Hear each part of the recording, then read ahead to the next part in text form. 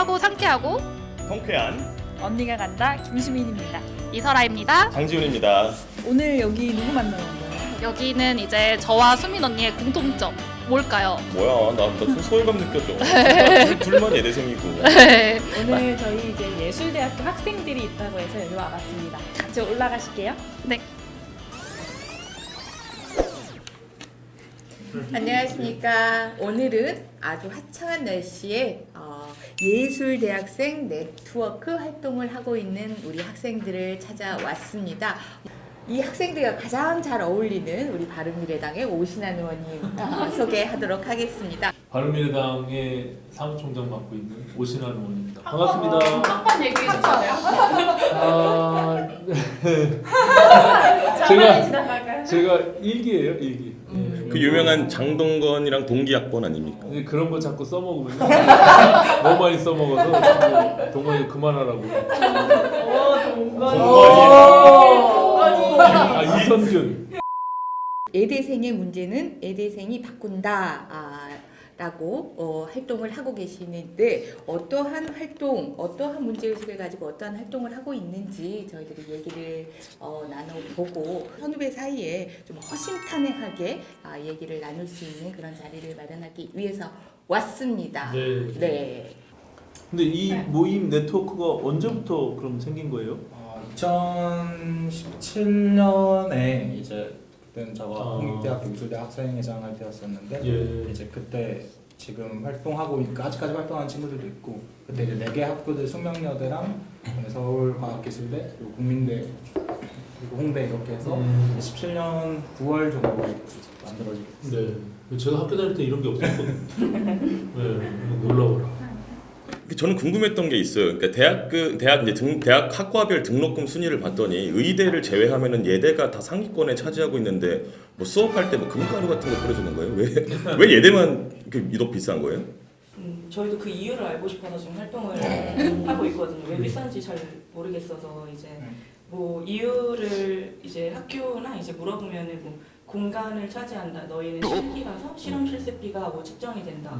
뭐 이런 이유 등등을 대시는데 사실 뭐 그 수준에 비해서 등록금이 이제 뭐 가성비라고 하잖아요. 가성비가 잘 뭐 돌아가고 있는 건가? 가성비가 떨어지는 대학 중 하나가 예대라고 생각을 해요. 왜냐하면 그 돈이면은 더 좋은 작업실을 내가 구할 수도 있고 그 등록금으로 거기서 제공하는 이제 환경은 너무 열악하고 뭐 그런 거 있잖아요. 야작하면 이제 뭐 여드름 올라오고 그다음 뭐 환기도 창문도 이상하게 설계고 환기도 안 되고. 예술대 학생들이 사실상 이게 굉장히 개성도 강하고 개인적인 활동들을 주로 많이 하면서 창작 활동을 하기 때문에 이렇게 네트워크를 형성한다는 게 쉽지 않을 것 같거든요. 그걸 통해서 사실은 그러면은 어떤 목표를 갖고 뭐 어떤 역할을 해나가고 있는지 우리 대표님께서 한번 말씀하라고 계세요. 어디서 한번 글을 읽었는데 공감대 형성의 가장 요인은 관심사가 아니라 분노의 포인트가 같으면 공감대가 가장 높다고 얘기를 들었어요. 그래서 예대넷에서는 사실 예술 계열 문제가 막 이렇게 크게 관심을 가질 수 없는 사회적으로는 그런 위치에 있다 보니까 우선 제일 관심 이끌 수 있도록 좀 유도할 수 있는 그런 역할을 우선 하고 있고 또 거기서 멈추지 않고 최대한 이제 해결할 수 있는 그런 방안을 찾아가는 게 예대넷의 목표입니다. 네. 그래요. 제가 보니까 저도 뭐 그런 대학생 경험이 있는데 이 예술하는 사람들이 사실 반골 기질이 좀 있거든요. 네, 약간 뭐 소위 똘끼 그런 게 있잖아요. 그래서 반사회적 성향들이 좀 있어요. 그래서 이게 아니 이게 뭐 이렇게 불러 일으키긴 어렵지만 참조력의 근원이죠. 네, 그럼요. 네, 그건 기본적인 성향이라고 봐요. 저 DNA 자체가. 그게 없으면 사실은 창작 활동도 어렵다라고 보고 사회적 문제나 이슈에 대해서 관심을 갖고 또 그런 성향들이 있다라고 보거든요. 근데 그것은 뭐 저는 나쁘지 않다고 봐요. 네. 저는 제가 굉장히 체제 수능적인 사람이라고 생각을 했는데 그랬군요. 설아 씨가 처음 듣는 얘기인데. 전혀 그렇지 않다고 봐요. 그러면은 일단 이제 한 3년 정도 운영을 해오신 거고 그죠? 3년 동안에 가장 혁혁하게 이루어냈다고 이야기할 만한 성과? 있을까요? 일단 네트워크 자체를 형성해서 3년 동안 진행한 것 자체가 어. 되게 혁신적이라고 생각해요. 예술가들의 특징이 있잖아요. 저는 그 특징이 그 좀 불가능에 자꾸 도전하는 게 특징이라고 생각을 하는데, 그래서 그런 어쩌면 이제 우리가 얘기하지 않으면 이 불가능한 지점들을 자꾸 건드리는 것이 혁신. 네. 이 활동 중에서 저는 궁금했던 게 예대생이라면 조금 다른 약간 퍼포먼스나 아니면은 뭐 작품 예술로서 약간 이렇게 뭐 표출을 한 적이 있는지 좀 궁금했거든요. 그럴 수 있죠. 대표적인 예술대 학생들의 불만이 사실 환경 문제예요. 네. 아까 이렇게 등록금이 얘기도 나왔었지만 자기가 열악하다고 생각하는 자기의 실기실 환경을 사진을 찍어서 이제 공모전을 한 거예요. 그래서 이제 정말 많은 작품들이 이제 투고가 됐고 1등 한 것은 실기실에서 쥐 나오는 사진. 약간 블랙코맨이네요. 이 네트워크가 가장 유명해졌던 시기가 2018년도 1월달에 그 MBC 탐사보도 아, 네네. 나오면서 제일 유명해졌잖아요. 그 발화점이 어느 계기로 만들어진 거죠? 이 문제의식이 사실 홍대에만 있는 게 아니라고 생각을 해서 그 시기 때 이제 다른 학교들을 찾아갔죠. 찾아가가지고 그때는 진짜 막 전국에 뭐 전남대 회장님 찾아가서 이제 한번 만나주세요 해가지고 만나고 부산대도 뭐 그런 식으로 만나고 해서 이제 모은 다음에 이제 보고서를 열심히 썼죠. 한 20페이지 가량의 보고서를 쓰고 등록금에 대한 그걸 이제 추석을 개점으로 17년도 추석 연휴가 거의 황금연휴 한 10일 됐었는데 그때 준비를 해서 추석이 끝나자마자 터뜨린 거 차등 등록금이 사실상 근거가 없고 그 다음에 예술대 학생들은 이 낸 돈이 어디로 간지 모른다. 추가로 내는 돈들에 대해서 그때 기점으로 학생들이 등록금이 비싸서 사실 불만들이 좀 많았었는데 그건 비싼 등록금이 또 자기한테 쓰이는지조차 아니라고 하니까 느끼고는 있었는데 그 데이터로 확인이 되니까 학생들이 분노가 엄청난 거예요. 그래서 그 시기 때 되게 그 기점으로 이슈화가 많이 됐었던 것 같아요. 너무 멋진 것 같아요, 진짜. 그래서 네, 그 뒤로 제가 친한 척을 열심히 하고 있어요. 그래서 이렇게 조금 뭐 개선되거나 네. 학교 당국의 인식이 좀 변화됐거나 이런 건 없나요? 일단은 예술대 학생 네트워크도 공동대표도 같이 맡고 있었는데 어느 날 다른 일 때문에 이제 학교에 가니까 선생님이 뭔가 종이를 숨기는 거예요. 보니까 그 예술대 학생 네트워크 기사 나온 것들을 이제 숨기더라고요. 그래서 사찰당. 이 사람들 하고 있구나. 또 한면으로 뿌듯하기도 하고 우리가 열심히 활동하니까 이렇게 대응 신경 쓰고 있구나 하고. 예술대 총학에서 예를 들어서 학교에다가 우리가 낸 등록금에 대해서 뭐 이러이러한 부분들에 대해서 세부적으로 좀 항목을 공개해달라 이렇게 하면 공개해 주나요? 정보공개 청구를 작년에 넣었었는데요. 네. 한 150개 대학 정도에 국립대학들은 공개를 했는데 사립대학들은 다 그런 것들을 사실 우리가 정치를 하니까 네. 그거는 학생들의 권리로서 제도 개선을 위해서 좀 이렇게 뭐 해볼 수 있는 것들이 있는지 좀 찾아보는 것도 좋을 것 같아요. 그 기억이 나는 게 그 시기 때 17년도 때 저는 김수민 의원님이 기억이 나는데 그때 이제 사실은 법안을 발의해 주셨어요. 이제 여러 가지 정리 과정에서 국회법이라고 하는 게 비슷한 내용이 발의가 되면 이제 입법 조사를 거친 다음에 이제 하나가 통합하게 돼 있잖아요. 네. 근데 이제 발의를 해주셔가지고 뭘 발의하셨죠? 잠깐 설명을 해주시죠. 국회의원 딱 되고 나서 그때 당시 이제 국민의당 시절이었는데요. 국민의당의 청년위원회에서 이 어젠다를 가지고 같이 법안을 만들어줬으면 좋겠다라고 네. 해서 그때 당시 이제 법안을 1년에 이제 등록금을 어디다 썼는지 그 공개를 하는 법안을 만들었죠. 통과 안 통과 됐나요? 안 됐어요. 지금 상임위 계류 중인가요? 모든 대학의 그러니까 국립대, 사립대에 네. 상관없이 네. 소립대 상관없이 안 된 이유가 여기 있었군요.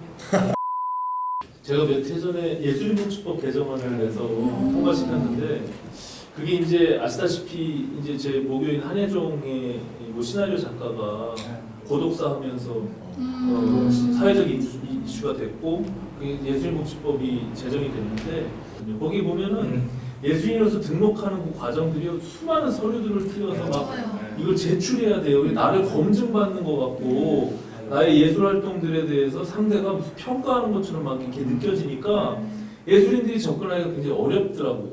그래서 이건 복지적인 그런 접근이 아니라 국가가 사실은 이게 지원을 하되 간섭하지 말라는 그런 원칙이 있잖아요. 그래서 국가가 그런 역할을 해야 된다라는 측면에서 개념을 좀 바꾸는 그런 개정안을 냈었거든요. 일부는 채택이 돼서 통과됐고요. 일부는 채택이 안 됐어요. 네. 그래서 제 이제 동기라든지 교수님들이라든지 이러면 국가의 간섭에 되게 노이로제가 있으세요. 그래가지고 제가 정치권에 있으니까 너는 정치 얘기 안 할 때만 이제 모임에 오라 이런 식으로 하시고 그래서 혹시 조금 요즘에 생활을 하면서 어려운 점이 어깨에 어려운 점이 있냐 그러면은 어려운 점을 말해요. 그러면은 이거 우리 의원님들한테 얘기를 해가지고 해볼까 하면은 절대 건드리지 말라고 네. 여기서 잘못 이제 간섭했다가 더 안 좋은 방향으로 굴러간다고 네, 그런 식으로 얘기를 하시는 거예요. 그래서 약간 정치에서 접근을 할 때도 조금 그 이해를 하는 모습 이런 게 그냥 그런 게 정말 필요할 것 같아요. 이 지난 정부에 왜 우리 권은 의원님이 관심 많았던 그 블랙리스트 문화예술계 그것도 사실은 정말 터무니없는 일이거든요. 그러니까 일부 뭐 문화예술계에서 정치적인 성향을 갖고 있는 사람들이 있긴 하겠죠. 근데 사회 이슈에 대해서 예를 들어서 뭐 동료 연극인들이 예를 들어서 무슨 사회적 이슈에 대해서 서명을 같이 동참을 요구하면 같이 하거든요.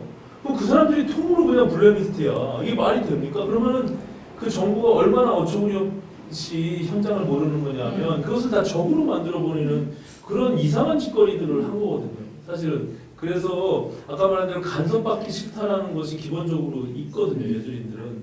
근데 그걸 정부가 자꾸 간섭하고 통제하고 그것을 돈으로서 지원해준다는 개념에서 자꾸 종속시키려고 하고 이런 것들에 대한 거부감이 분명히 있어요. 우리 아들이 지금 미술고등학교 다니는데 간섭받기 싫어해요. 내가 이제 뭐 한마디만 하면 막 그냥 눈을 째려보고 방문 확 닫아버리고 들어가고 근데 어떡하죠? 블랙리스트 아까 말씀하셨잖아요. 그러니까 사실상 이분들은 이 활동을 하는 것 자체가 학교에서는 이제 블랙리스트에 올라가는 거잖아요. 그럼 학교에서는 그럼 주는 불이익 같은 게 있었나요 혹시? 그때 있었던 사건 중 하나가 이제 특정 학교에서 학생회장을 불러가지고 이제 엄청 다그친 거예요. 그때 기사가 딱 났을 때라고 아까 말씀해주신. 그러니까 뭐 그 교수님이 뭐 학과장님이나 학장님이겠죠. 이제 하는 얘기가 학생이 공부를 해야지 이런 거 왜 하고 있냐고 이런 식으로 다그치면서 그래서 하는 얘기가 저희가 또 심각한 게 이제 조금 약간 수직적인 문화가 좀 예술계 내에서 그렇죠. 제도적인 도제식이다 도제식이다 보니까 그런 게 있는데 그래서 딱 하는 얘기가 그 교수님이 너 이제 예술 그만하고 싶냐고 그런 식으로 협박을 좀 하는 거예요. 근데 그걸 듣고 사실 너무 조금 분노스러운 거죠. 물론 제가 당한 일은 아니었지만 그래도 학생이 되게 뭔가 자신의 옳다고 하는 일들 그리고 되게 근거가 있는 얘기들을 하는데 그런 얘기를 하는 것들은 어떻게 보면 너무 사실은 하다라는 생각이 좀 드는 거예요. 그런 이 문화예술계 특히 이제 학교에서 수업을 할 때 학생들이요 역설적이게도 개별적인 성향들은 굉장히 창의적이고 개성이 강한데 이게 교수님과 학생과의 관계가 아까 말씀하신 대로 거의 도제식으로 되어 있기 때문에 그 안에서 일어나는 여러 가지 폐단들이 굉장히 또 많거든요. 우리가 알려지지 않은. 이제 학교에서는 교수나 이제 뭐 교수랑 제자 사이에서 어떤 카르텔이 그렇죠. 형성되잖아요. 물론 계열마다 카르텔에 있으면 동일하나 그 정도가 굉장히 심한 것 같아요. 뭐 음악 계열 같은 경우에 이제 뭐 자기 목소리를 내면은 이제 뭐 생계를 이제 각오하고 하는 경우도 많고 그럴 수 있어요. 저희의 그 네트워크 목표 중 하나도 이제 카르텔을 파괴하는 거예요. 진짜 언어 예술 같은 경우에는 예술계 내에서 상대적으로 조금 자유로운 편임에도 불구하고 이제 문학계 미투라든지 이런 것들이 많이 터졌었거든요. 특히나 이게 더 심해진다면은 얼마나 이렇게 안에서 곪고 있는 상황이 많을지 너무 걱정스러워가지고 이렇게 정치인분들이 계속적으로 관심을 가져주셔가지고 스피커를 조금 키워주셨으면 좋겠어요. 그러면 네. 그 김준민 의원실에서 말이야 확정 근거 기준표 말고 네네. 지금 국회에 계류되어 있는 이건 진짜 예술인들을 위해서 꼭 통과가 되었으면 좋겠다. 오늘 참석하신 이제 두 분의 의원님들에게 꼭 부탁하고 싶어요. 특히나 이제 법사위원님이시니까 사실도 사보임 짧은 안 시키겠죠. 딱 찝어줄 만한 법안들 있어요? 이제 계류되어 있는 건 없고 작년부터 저희가 한 10월부터 계속 발의돼야 된다라고 주장하고 있는 거 있는데 그건 이제 예술교육법이라고 저희가 붙인 명칭. 예술교육. 네. 근데 이제 다른 계열들 같은 경우는 특히 뭐 의학 계열이나 아니면은 뭐 다른 공학 계열이라던가 그런 계열들 같은 경우는 사실 뭐 국가에서 평가원이라던가 아니면 뭐 인증제를 이제 학회에서 운영하게 해서 그 교육 품질을 관리하기 위해서 되게 노력하고 있어요. 근데 예술 계열 같은 경우는 또 없는 게 인문사회 계열. 우리 같은 경우는 학교로부터 소외당하는 그 계열들이 그게 없어서 사실 이런 것들이 조금 발의가 되어야 뭐 예를 들어 등록금 문제를 포함해서 아니면 또 예전에 문제가 됐던 게 이제 대학 평가를 하는데 예술대생을 취직률, 그러니까 취업률로 평가할 수 있느냐 이런 것들이었잖아요. 근데 이런 이슈가 터질 때마다 사실 개별적으로 대응하는 거는 되게 힘들다라고 생각을 해요. 그러다 보니까 이 특수성을 이해하는 교육기구나 예술교육기구나 그런 것들이 이제 있어야 된다라고 저희가 작년부터 계속 주장을 하고 있거든요. 그래서 저희는 이제 단순 법 개정도 되게 중요하지만 그런 뭔가 해결해 나갈 수 있는 제도들을 만드는 게 되게 중요하다고 생각을 해서 그런 게 꼭 발의돼야 한다고 생각을 하고 준비하고 있습니다. 그러면 우리 그 바른미래당 특히 우리 또 선배로서 또 활동을 하고 있는 이 정치인에게 또 같은 활동을 했었던 후배로서 해드리고 싶은 말이 있다라면 마지막 말씀 전해 듣고 마무리하도록 하겠습니다. 그래서 사실 예술 계열 문제를 좀 학생들이 약간 되게 추상적으로는 뭐 등록금도 비싸다 이렇게는 알고 있는데 엄청 이게 문제라고 와닿지는 않았던 것 같아요. 저도 그렇고 그래서 이걸 좀 더 알릴 수 있는 그런 활동들이 더 많았으면 좋겠고 그러니까 저희나 의원들님께서나 이걸 보시는 시청자분들께서도 많이 관심 가져주셨으면 좋겠습니다. 이 문화예술의 전반적인 문화들을 좀 바꿔나가고 제도를 정비해서 정말로 제대로 된 문화예술을 그리고 국민들이 함께 나눌 수 있는 그런 문화예술을 하는 데 있어서 저희 국회에서 역할이 있다면 같이 꼭 노력하도록 그렇게 하겠습니다. 예, 감사합니다. 한마디만. 네. 문체위 간사님이시니까 이제 문체부에서 예술대 학생들 좀 신경 쓰라고. 문체부 장관한테 영상 편지 하나 띄우시죠. 저 영상 편지 되게 아, 좋아하거든요. 그래요? 장관. 영상 편지는 네.